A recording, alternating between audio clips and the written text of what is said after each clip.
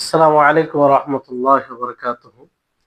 إن الحمد لله نحمده ونستعينه ونستغفره ونعوذ بالله من شرور أنفسنا وسيئات أعمالنا. من يهده الله فلا مضل له ومن يضلله فلا هادي له، وأشهد أن لا إله إلا الله وحده لا شريك له، وأشهد أن محمدا عبده ورسوله. أما بعد، رب اشرح لي صدري ويسر لي أمري واحلل عقدة من لساني يفقهوا قولي رب زدني علما رب زدني علما। সম্মানিত আজকের ক্লাসে উপস্থিত সুপ্রিয় ভাই সকল ও সম্মানিতা বোন, আল্লাহ তাবারক ওয়া তাআলার বিশেষ দয়া যে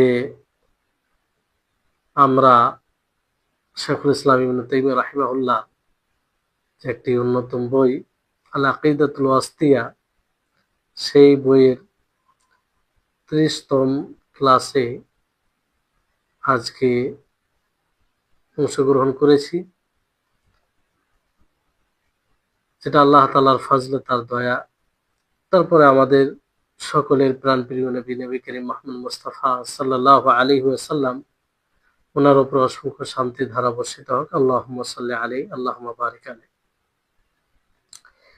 তো গত পর্বে আমাদের যে বিষয়টি চলছিল যে আমাদের 3টি বিষয়ে সামঞ্জস্যতা বজায় রাখতে হবে, তাহলে সেটা ওয়াসাত, যেটা আহলুস সুন্নাহ ওয়াল জামাতের বৈশিষ্ট্য, যেটা মুমিনের বৈশিষ্ট্য হবে, যে আল্লাহ তাআলাকে ভালোবাসতে হবে, আল্লাহ তাআলাকে ভয়ও করতে হবে, আবার আল্লাহ তাআলার প্রতি আশাবাদীও হতে হবে। এই 3টি বিষয় জরুরি। এজন্য ইমাম ইবনুল কাইয়িম রাহিমাহুল্লাহ একটি সুন্দর উদাহরণ দিয়ে, উপমা দিয়ে এটা বুঝিয়েছেন যে যারা আল্লাহর পথে অনুগামী হয়, আল্লাহর পথে পথিক হয়, তারা মূলত তাদের উদাহরণ যে তাদের মাথা আল্লাহর প্রতি ভালোবাসা হয়, মাথা স্বরূপ হয়, আর তাদের 2টি ডানা হয়, যে একটি ডানা হচ্ছে আল্লাহকে ভয় করা, আর আরেকটি ডানা হচ্ছে আল্লাহর প্রতি আশা করা। মানে ওই পাখির সাথে তিনি তুলনা উপমা দিয়েছেন যে পাখির মাথা আছে, 2টি ডানা আছে। এবার যদি কোনো পাখির একটি ডানা নষ্ট হয়ে যায়, তাহলে সে ভালোভাবে উঠতে পারবে না, তাকে যে কোনো ব্যক্তি শিকার করে ফেলবে। যদি 2টোই ডানা নষ্ট হয়ে যায়, তাহলে সে উঠতে একদম অক্ষম হয়ে যাবে, ফলে যে কোনো ব্যক্তি সহজে তাকে শিকার করবে। আর যদি মাথা ভিন্ন করে দেওয়া হয় তার শরীর থেকে, তাহলে তো তার জীবনই থাকবে না। অনুরূপভাবে একজন মুমিন, আল্লাহর প্রতি ভালোবাসা মানে মাথার মতো, যদি আল্লাহর প্রতি ভালোবাসাই না থাকে, তাহলে সে কোনো ইবাদত করতে পারবে না, কিংবা তার মানে না না বরাবর সব হয়ে যাবে। আর যদি আল্লাহকে ভয় না করে আর আল্লাহর প্রতি আশা করে, তাহলে একটি ডানা নষ্ট, তার মানে কি, সে যে কোনো পথভ্রষ্টের জালে আবদ্ধ হতে পারে। যেমন একটি পাখির ডানা নষ্ট হলে যে কোনো ব্যক্তি তাকে শিকার করে নিতে পারে। আর যদি 2টোই বিষয় না থাকে, আল্লাহর প্রতি আশাও না থাকে, তাহলে তো সে সহজেই গুমরা হয়ে যায়। আর এটা কারণ দেখা দেয় বেশিরভাগ পথভ্রষ্ট ধরে। ফলে আল্লাহর প্রতি যতটা আশা হবে ততটা ভয়ও হবে, আর আল্লাহর প্রতি যতটা ভয় হবে আশাও হবে। তো যাই হোক, আহলুস সুন্নাহ ওয়াল জামা উভয় দিকটা খেয়াল রাখে। আল্লাহকে ভয় করে, শুধু আল্লাহ তাআলাকে ভয় করে তা নয়, আল্লাহ তাআলাকে ভয় করার সাথে সাথে আল্লাহর প্রতি আশাবাদী হয়।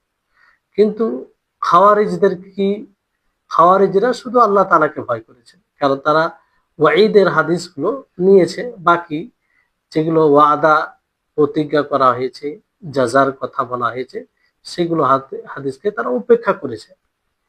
তার বিপক্ষে মুরজিয়া তারা কি করেছে, শুধু ওয়াদার হাদিসগুলোকে, জাযার হাদিসগুলোকে, বদলা, সওয়াব, এগুলোর হাদিসকে নিয়েছে, আর বাকি ধমকস্বরূপ হাদিসকে তারা উপেক্ষা করেছে। ফলে এরা একদিকে, ওরা একদিকে। কিন্তু ওয়াসাত আহলুস সুন্নাহ ওয়াল জামাআহ, আহলুস সুন্নাহ ওয়াল জামাআহ যেটা আপনারা শুনলেন।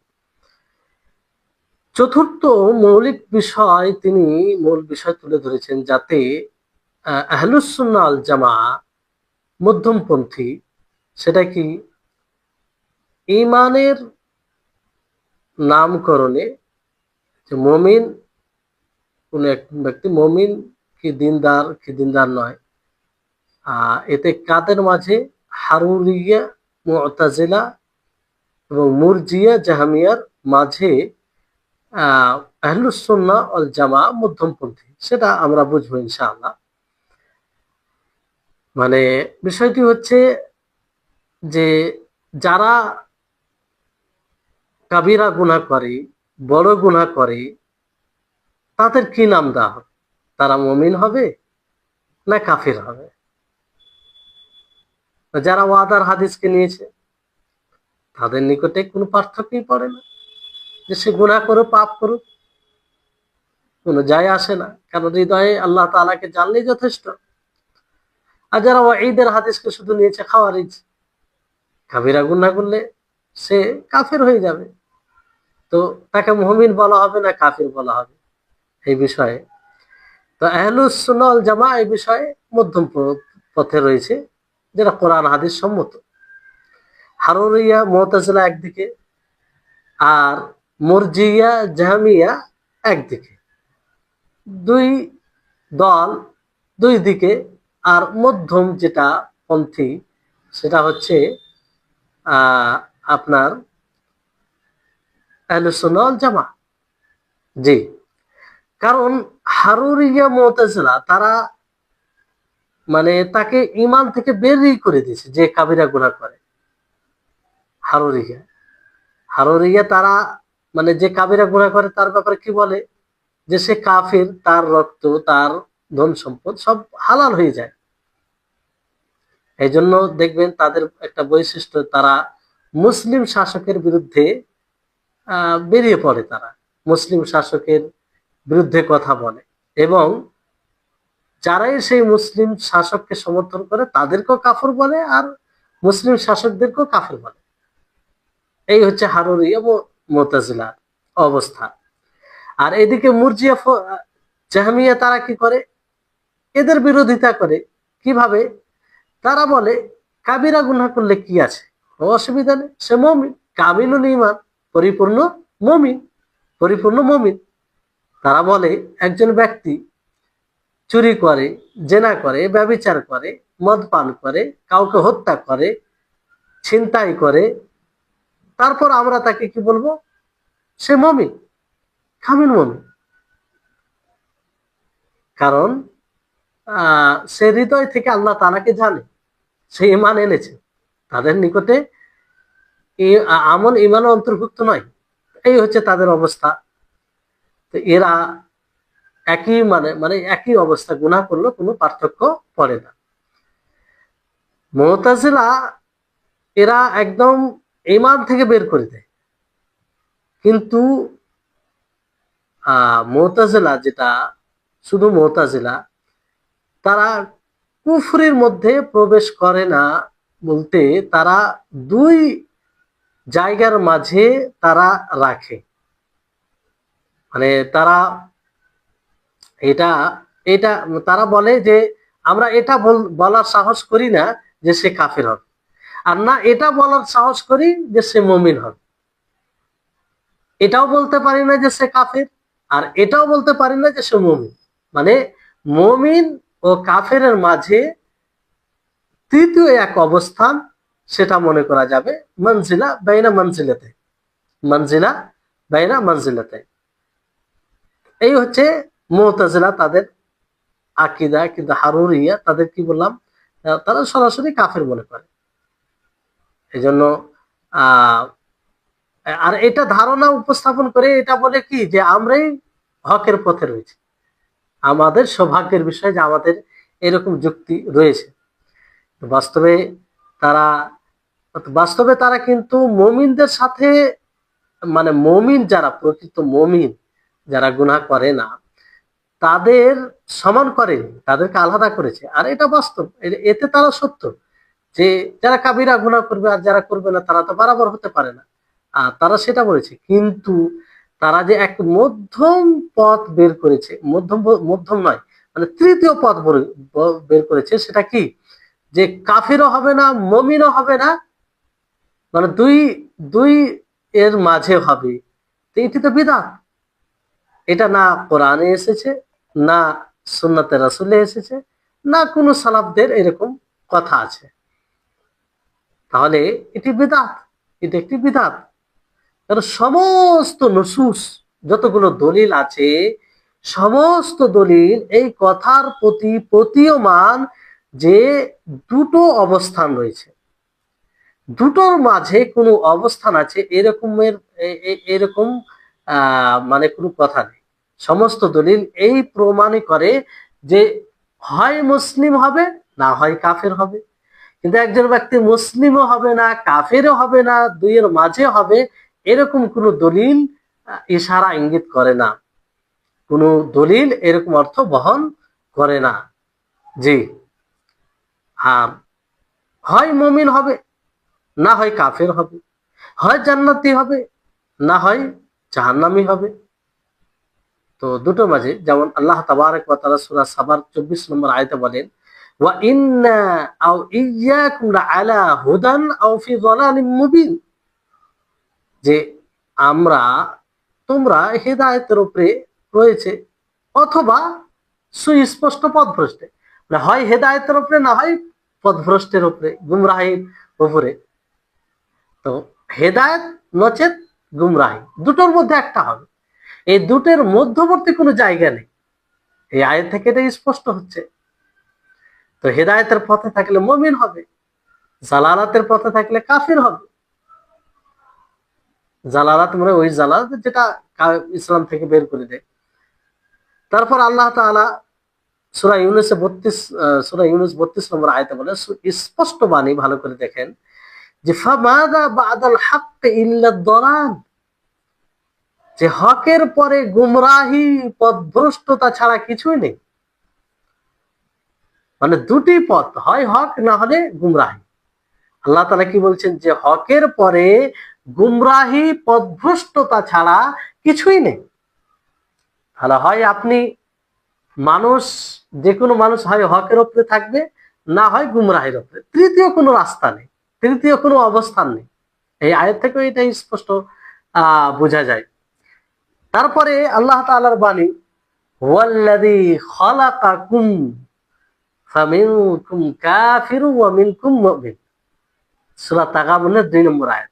এখানে আল্লাহ তাআলা স্পষ্ট ভাবে বলেছেন যে তিনি তোমাদেরকে সৃষ্টি করেছেন, তোমাদের মধ্যে কেউ কাফের আছে, কেউ মুমিন আছে। তো হয় মুমিন হবে, না হলে কাফের হবে। তৃতীয় জায়গা, তো যদি তৃতীয় কোনো অবস্থান থাকতো তো অবশ্যই আল্লাহ তাআলা বলতেন যে হয় কাফের হবে, না মুমিন হবে, না হয় এদের মাঝে কোনো একটা বিষয় হবে। কিন্তু আল্লাহ তাআলা তো এরকম বলেনি। তার মানে কি, যে তারা, যে মুতাজিলারা যেটা বলে যে কাবিরা গুনাহ যে করে তাকে আমরা মুমিনও বলতে পারি না, তাকে আমরা কাফেরও বলতে পারি না, এটা একটি বিদআত, এটি একটি নব চিন্তাধারা, যার কোরআন হাদিসে কোনো ভিত্তি নেই, যার কোরআন হাদিসে কোনো ভিত্তি নেই। জি। তারপরে হাদিসে আছে, সেই এই হাদিসটি মুত্তাফাক আলাইহি, মানে সেই মুসলিমের হাদিস, নবী করিম মুহাম্মদ সাল্লাল্লাহু আলাইহি ওয়াসাল্লাম বলেন, আল কোরআন হুজ্জাতুল লাকা ওয়া আলাইক, যে কোরআন হয় তোমার পক্ষে সাক্ষী দিবে, না হয় তোমার বিপক্ষে সাক্ষী দিবে। তোমার পক্ষে হুজ্জাত হয়ে দাঁড়াবে, না হয় তোমার বিপক্ষে হুজ্জাত হয়ে দাঁড়াবে, দলিল হয়ে দাঁড়াবে। তাহলে এখানে কি তৃতীয় কোনো বিষয় বলা হয়েছে যে তোমার পক্ষে বলবে, না তোমার বিপক্ষে, না হয় আর একটা কোনো কথা, এরকম কিছু বলা হয়েছে না। এরকম কিছু বলা হয়নি। এগুলো আয়াত দ্বারা এটা স্পষ্ট। তো দুটি মানে মুমিন কাফের মাঝে কোনো অবস্থান নেই, হয় মুমিন হবে না হয় কাফের হবে। তো বিষয়টি হচ্ছে যে ওয়াদের হাদিস, যে ওয়াইদের হাদিস রয়েছে সেগুলোকে তারা মেনেছে। খাওয়ারিজরা সেগুলোকে সামনে রেখে তারা কি বললো, যে কাবিরা গুনাহ কেউ যদি করে, পাপের কাজ করে, তাহলে সে চিরস্থায়ী জাহান্নাম। আর দুনিয়ার ব্যাপারে তারা কি বলে, যে দুনিয়াতে ইসলামের আহকাম বিধান জারি হবে, মানে প্রযোজ্য হবে, কিন্তু আহ মূল হচ্ছে কি, তারা কাফের, আখিরাতে চিরস্থায়ী তারা মুখাল্লাদ ফিন্নার, চিরস্থায়ী জাহান্নামী হবে। তো চিন্তা করুন, চিন্তা করুন যে যদি এরকমটা আকীদা হয়, তাহলে না তার সালাত আদায় করা যাবে, না তার ব্যাপারে বলা যাবে হে আল্লাহ তুমি ক্ষমা করো। কেন, কি করে বলা যায়? কারণ তাকে তো মুখাল্লাদ ফিন্নার মনে করা হয়, মানে চিরস্থায়ী সে জাহান্নামে। তাহলে আল্লাহ মাগফিরাল্লাহ মানে কি, হে আল্লাহ তুমি তাকে ক্ষমা করো। আর ক্ষমা করার দোয়া করা মানে কি, আল্লাহ তাকে ক্ষমা করে জান্নাতে দাও। তারপরে সালাতে জানাজা পড়া মানে কি, তার ক্ষমা প্রার্থনা করা। সালাতে জানাজা তো দোয়া না, তো সেটা দোয়ার অর্থ হবে।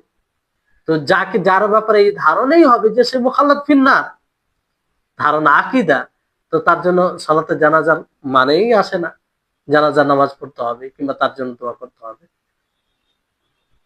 এই জন্য আহ বিষয়টি হচ্ছে তাদের উপরে এটা জরুরি যে দুনিয়ার বিষয়ে কমসে কম তারা আহ বলবে, মানে চুপ থাকবে। কিন্তু মানে তা মানে বিষয় নয়, দুনিয়াবী বিষয়ে চুপ নেই। যদি এই ধারণা হয়, তাদের এরকমটা ধারণা হয়, তাহলে মানে যেমন তারা বলে যে মুসলিমও বলা যাবে না, আর কাফেরও বলা যাবে না, আর ইসলামের কোনো বিধান তার উপরে প্রয়োগ হবে না, না কুফরে কোনো বিধান প্রয়োগ হবে না। যারা বলে যে তুই মুসলিম ও কাফের মাঝে মধ্যবর্তী জায়গায় রয়েছে, তো যখন সে মারা যাবে, তো তার উপরে জানাজা পড়ে তাকে কাফন দিয়ে তাকে গোসল দিয়ে কি লাভ আছে? কোনো লাভ নেই। মানে যেহেতু তাকে মুসলিমও মনে করা হয় না, কাফিরও মনে করে, কাফের মনে করলে তো যাই হোক কিছু করা যাবে না, এটা তো মুসলিম যদি না হয়, তো তার জন্য কি দোয়া করে কি হবে? কারণ সেটার ব্যাপারে তো তারা বলে যে জান্নাতে যাবে না, জাহান্নামে যাবে না, কিংবা মধ্য এটা বলে মুতাজিলারা।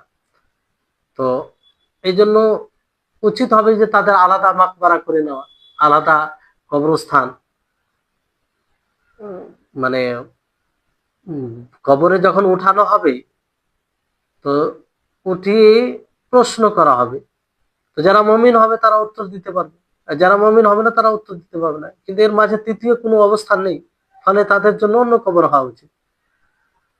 আহলুস সুন্নাহ ওয়াল জামা এই ব্যাপারে তারা মধ্যপন্থী, যেটা বলা হলো যে আমরা অবশ্যই যারা কাবিরা গুনাহ তাদেরকে মুমিন বলবো, কিন্তু আমরা কি বলবো, যে তার ইমানের দুর্বলতা রয়েছে, সে মুমিন কিন্তু কামিল মুমিন নয়, পরিপূর্ণ মুমিন নয়। আমরা বলবো সে মুমিনুন বিঈমানিহি ফাসিকুন বিকাবিরাতিহি, যে সে ঈমান আনার কারণে মুমিন এবং কাবিরা গুনাহ করার ফলে তারা ফাসিক। যে কাবিরা গুনাহ করবে তাকে ফাসিক বলা যেতে পারে। এটা হচ্ছে ইনসাফ পূর্ণ কথা, ন্যায়পূর্ণ কথা। মানে আহলুস সুন্নাহ ওয়াল জামা না পুরোপুরি তাকে নাম দেয় যে পুরো কামিল মুমিন এটা বলে, আর না তার কাছ থেকে মুমিন ঈমান ছিনিয়ে নেয় যে সে মুমিনই নয়। আহলুস সুন্নাহ ওয়াল জামা কি বলে, যে না, সে মুমিন কিন্তু কামিল মুমিন নয়, দুর্বল মুমিন। কারণ সে কাবিরা গুনাহ করেছে, আর কাবিরা গুনাহ ঈমানের সংজ্ঞার মধ্যে রয়েছে যে ইতাআতের সাথে ঈমান বৃদ্ধি পায়, আর কিসের সাথে?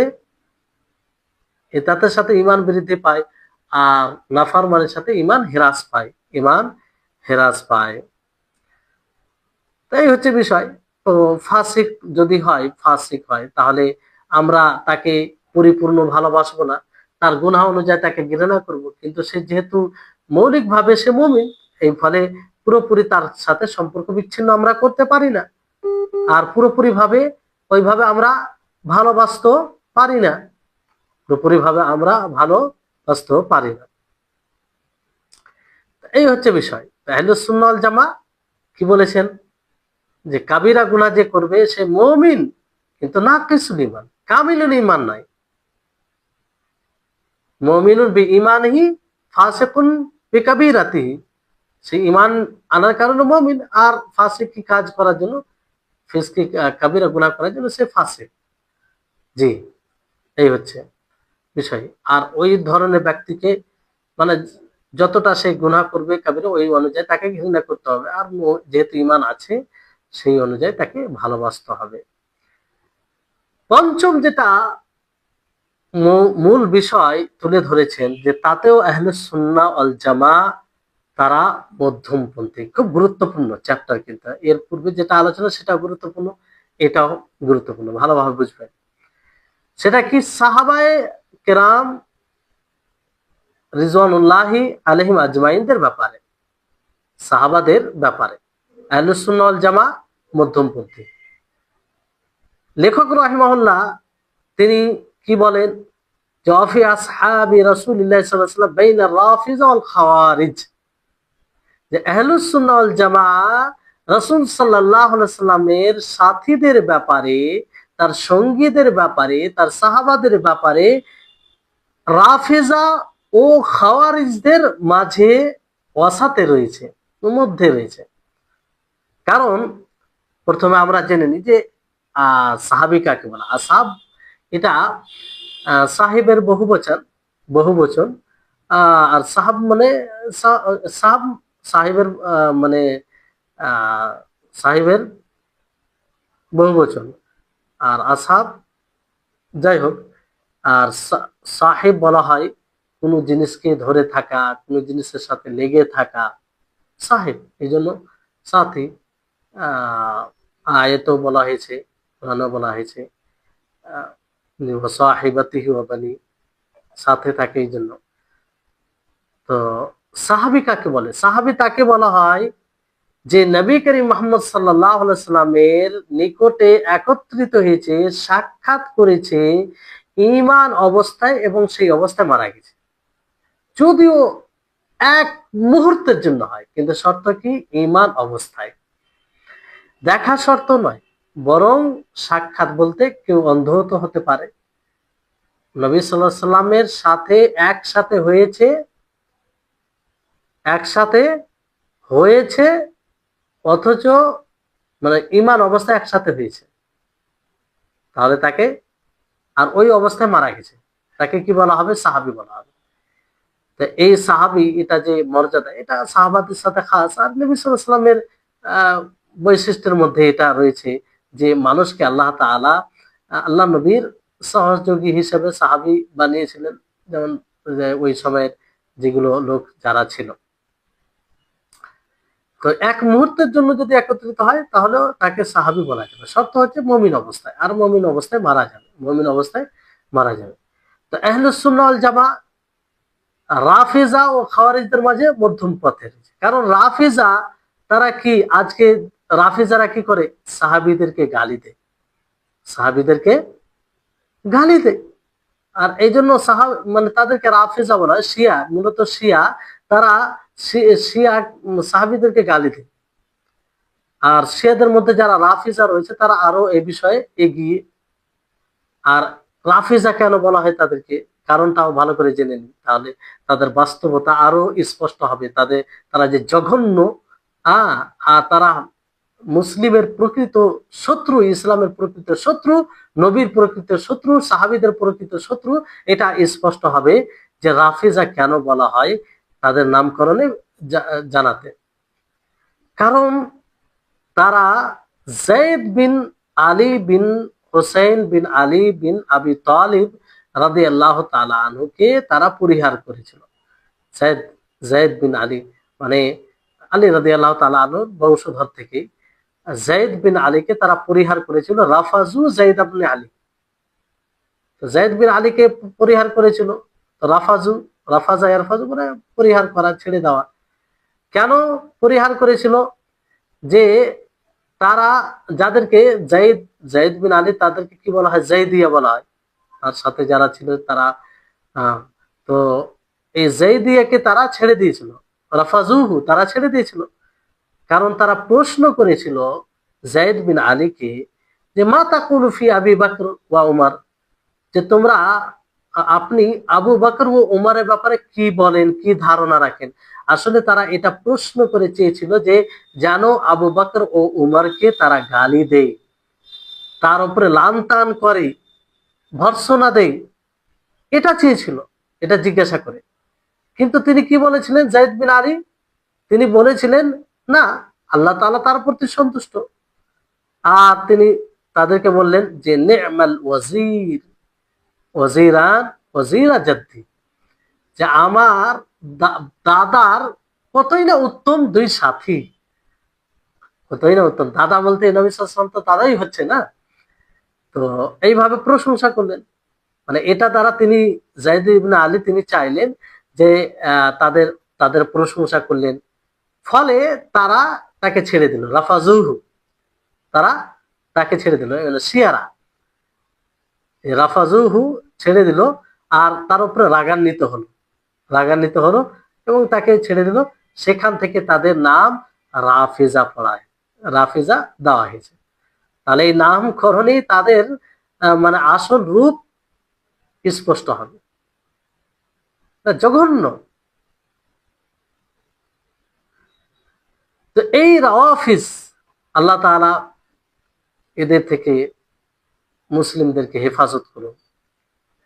এদের নিকটে মানে মৌলিক বিষয় হচ্ছে, মূল বিষয় হচ্ছে যে ইমামা, ইমামত কে তারা, ইমামতের আকীদা আছে যে ইমাম গুণের ব্যাপারে তারা ধারণা রাখে যে তাদের সমস্ত ইমাম মাসুম আনিল খাতা, মাসুম মানে তারা গুনাহ করতে পারে না, তারা পাপ করতে পারে না, তারা নিষ্পাপ, তারা নিষ্পাপ।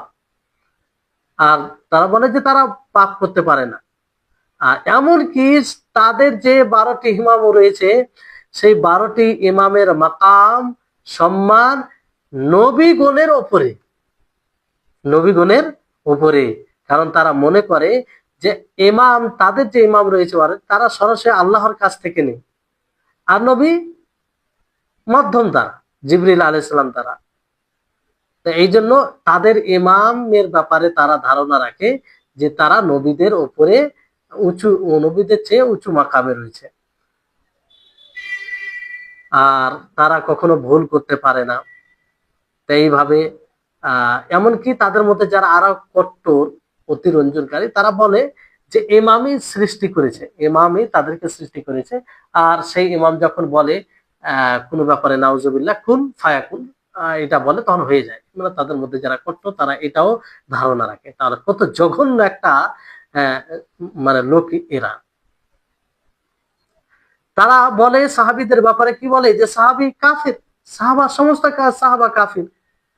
আর সমস্ত সাহাবীর ব্যাপারে তাদের ধারণা যে এরা মুরতাদ হয়েছে, নবী সাল্লাল্লাহু আলাইহি সাল্লামের পরে এরা দ্বীনকে ছেড়ে দিয়েছে। এমনকি আবু বকর ও উমর, উমর উমর তারাও মুরতাদ হয়ে গেছে, তারাও মুরতাদ হয়ে গেছে। আর নিফাকের উপরে তারা মারা গেছে, মুনাফিক হয়ে মারা গেছে, নাউজুবিল্লাহ। আর সাহাবী থেকে শুধু তাদেরকে আলাদা করে আলে বাইত যারা, তাদেরকে তারা কাফির মনে করে না, বাকি সমস্ত সাহাবীকে তারা কাফির মনে করে, শুধু আলে বাইত। আর সেটা কম, তারা বলে যে মানে সাহাবী আলে বাইত ছাড়া কয়েকটা লোক আছে, তাদেরকে বাদ দিয়ে বাকি সবাইকে কাফের তারা মনে করে।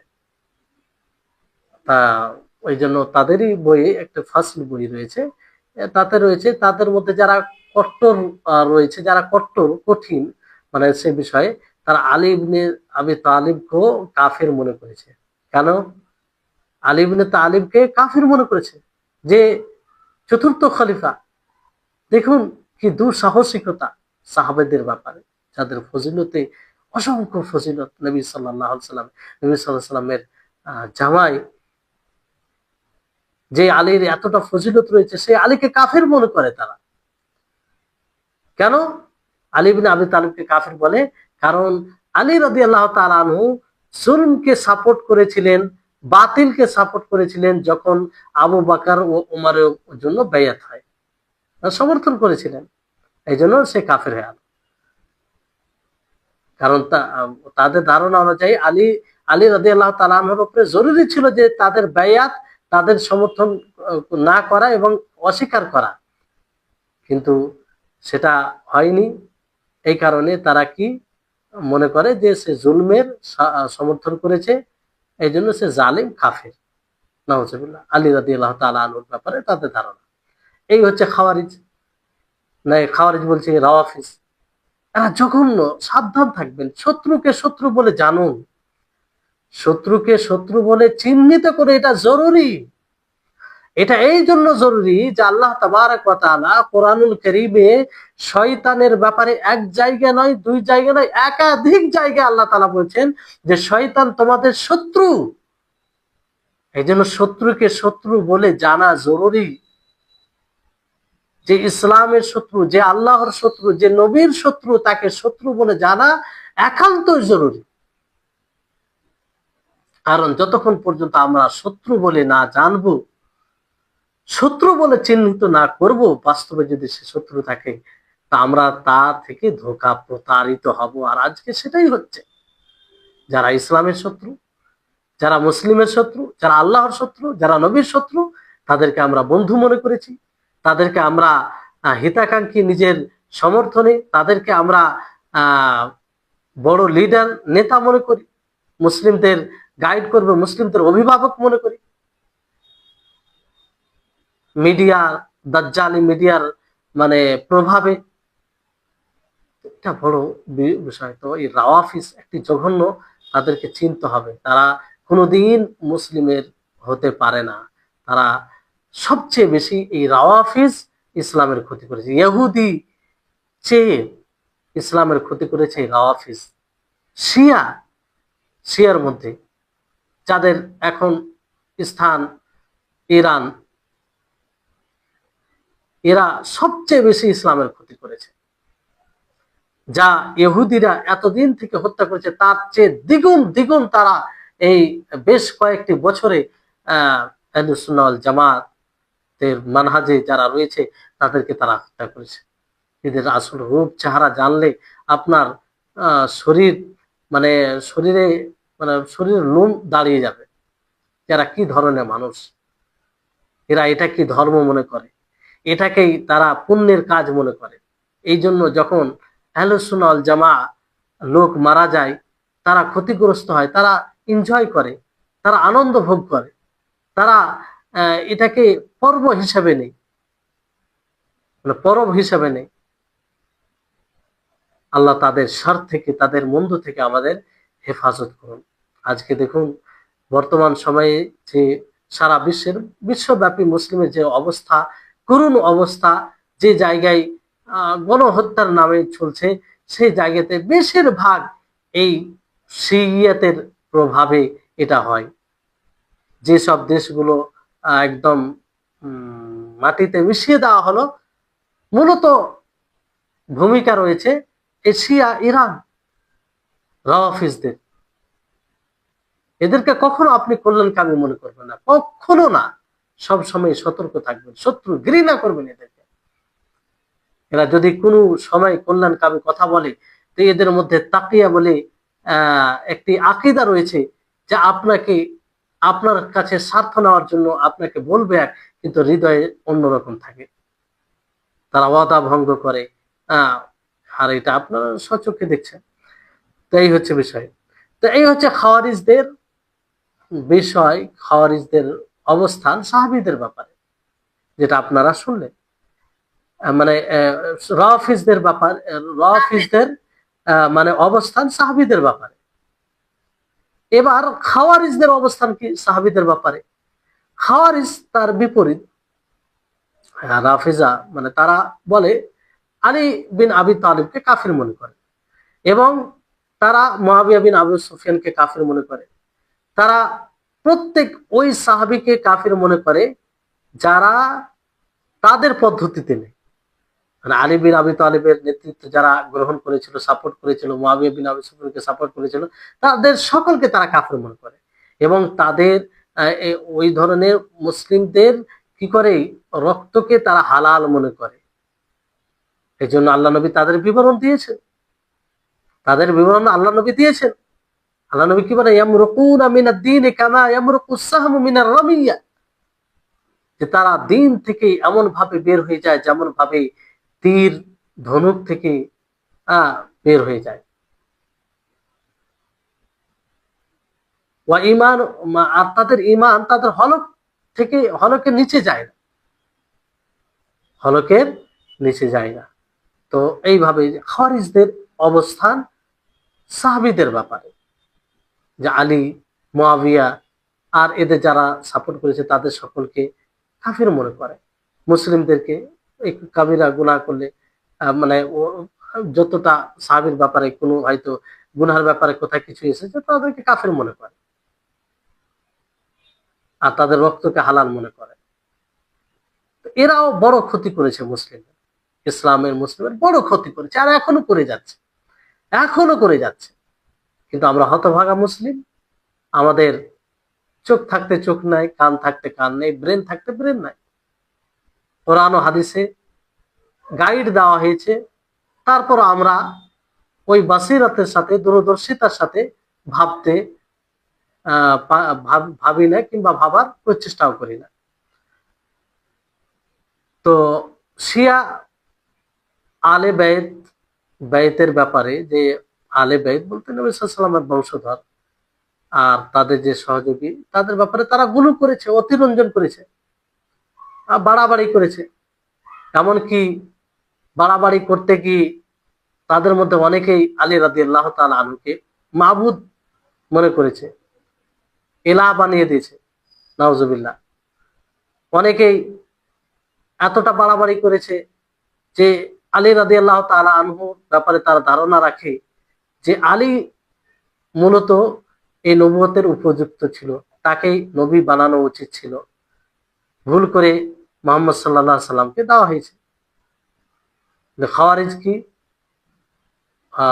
আলী রাদিয়াল্লাহু তাআলা আনহুকে কাফির মনে করে। এই হচ্ছে তাদের অবস্থা। কিন্তু আহলুস সুন্নাহ ওয়াল জামা তারা কি বলেন? আহলুস সুন্নাহ ওয়াল জামা তারা এই দুই দলের মাঝে রয়েছে, অসৎ, মধ্যমপন্থী। আহলুস সুন্নাহ ওয়াল জামা আলে বাইত, তার যেটা মর্যাদা, তার যেটা অবস্থান, তাকে যেটা শরীয়ত মর্যাদা দিয়েছে, সেই মর্যাদা আহলুস সুন্নাহ ওয়াল জামাতেই। এই জন্য আহলুস সুন্নাহ ওয়াল জামা বলে যে আমরা আলে বাইতকে আলে বাইতের জায়গা রেখি, অবশ্যই আমরা তাদেরকে সেই মর্যাদা দিই যে মর্যাদা কোরআন ও হাদিসে দেওয়া হয়েছে। আর আমরা তাদের ব্যাপারে এটা স্পষ্ট ধারণা রয়েছে, আহলুস সুন্নাহ ওয়াল জামাতের এটা স্পষ্ট ধারণা রয়েছে। কারণ তারা যে ইসলামকে মেনেছে, কিংবা নবী সাল্লাল্লাহু আলাইহি সাল্লামের যে আত্মীয়তা, তার হক, এবং ইসলামকে মানার, ইমানের উপর অনড় থাকার হক, এগুলো আহলুস সুন্নাহ ওয়াল জামা খুব ভালো করে বুঝেন এবং উপলব্ধি করেছেন। ফলে তাদের যেটা মর্যাদা সেটাই দেয়। তারা কি বলে যে রাসূল সাল্লাল্লাহু আলাইহি সাল্লামের যে কারাবাত, আত্মীয়তা, কিংবা তার কাছের, সেটা, সেই অধিকার, মানে সেই হক আমাদের উপরে রয়েছে, মানে আমরা সেই জন্য তাদের সম্মান করব, তাদেরকে ভালোবাসবো, আর ওইভাবে তাদেরকে আমরা ওই জায়গায় রাখবো। কিন্তু এই ক্ষেত্রে তারা বলে যে আমরা গুলো করব না, বাড়াবাড়ি করব না, আমরা বাড়াবাড়ি করব না। আর বাকি সাহাবীদের ব্যাপারে বলেন যে তাদেরও আমরা সম্মান করি, তাদের প্রতি আমরা সন্তুষ্ট, তাদেরকে আমরা ভালোবাসি। তাদের যেহেতু তারা সাহাবী, তাদের প্রশংসা আল্লাহ তাআলা করেছেন, নবী করিম মুহাম্মদ সাল্লাল্লাহু আলাইহি ওয়াসাল্লাম করেছেন। এই জন্য অনুযায়ী ওই হিসাবে আমরা ভালোবাসি। আল্লাহ তাবারক ওয়া তাআলা এই আয়াতকে সামনে রেখে আল্লাহ তাআলা কি বলেছেন? রব্বানা ইগফির লানা ওয়া লিইখওয়ানিনা আল্লাযীনা সাবাকুনা বিল ঈমান ওয়া লা তাজআল ফি কুলুবিনা গিল্লাল লিল্লাযীনা আমানু রব্বানা ইন্নাকা রাউফুর রহিম।